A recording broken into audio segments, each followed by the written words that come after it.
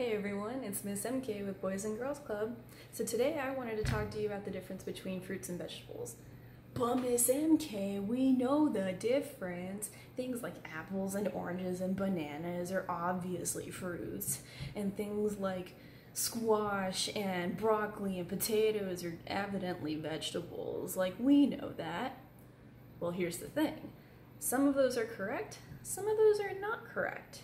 And the most important reason is, you may think you know, but do you know why? So what we're gonna do is try and figure that out today using some of the vegetables and fruits that I have here at my house. And you can do that too once you've gone through this and kind of get a feel for it. So there are two big words that you need to know when you're defining what's a fruit and what's a vegetable. And those words are botanical and culinary. Now, botanical means of or relating to plants. So anything that involves plants, studying them, their makeup, etc. So that's something you have to keep in mind because fruits and vegetables are classified one way under that, and they're classified a different way when it comes to culinary, which is your other word. And culinary means usually like of or relating to food or like the cooking process. And so that's something you got to think about when you're trying to define what a fruit and vegetable is like for there as well, because they have a different means of defining that. So what I'm going to do is show you a chart that I have, as well as go through some of the vegetables and fruits that I have here. So right here, it tells us on my chart that we have our definition of botanical, of or relating to plants, and it classifies produce based on the plant's structure. So fruits that are considered produce that come from a flowering part of a plant and that usually has seeds on the inside of it. Whereas a vegetable is a produce that is made up of all other plant parts, be it like the leaves, the stems, the parts that kind of grow underground with the roots, and that's something to keep in mind. So for example, this is like squash, zucchini, and most squashes you would think are a vegetable, especially because of how they're usually cooked.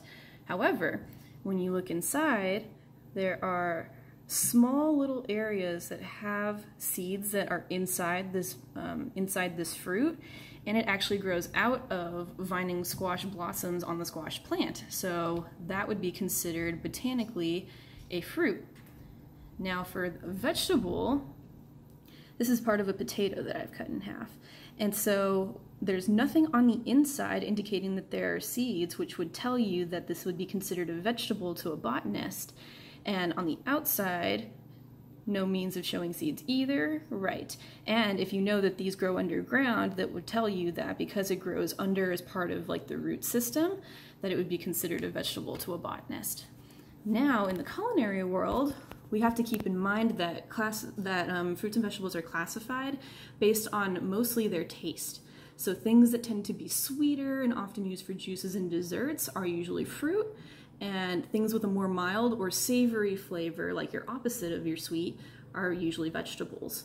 So right here I have an apple, which if we're thinking about it in a culinary standpoint, these tend to be sweeter and used in a lot of like things that you bake or that you eat by yourself.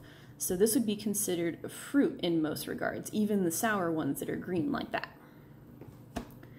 And as a vegetable, we have something like garlic, which usually has a very like bitter or strong taste, and you don't usually put that in a lot of desserts that you want like sweet and sugary flavors in. So that is something that you would classify as a vegetable by culinary means. And now the question is, are there some fruits and vegetables that can kind of be both? That's true. One that you often hear about is the tomato, where people will use it in a lot of like savory cooking, so that would be culinary, but people also think it's technically a fruit because it grows off of a plant in a flowering way, and it has seeds on the inside. So we do have some fruits and vegetables can actually be classified as both. And it's really cool when you think about it, because you go through your entire pantry and you start learning about all the cool and different ways that you can classify fruits and vegetables. So go ahead and give it a try with the vegetables you have at home, and have a good time giving that a shot.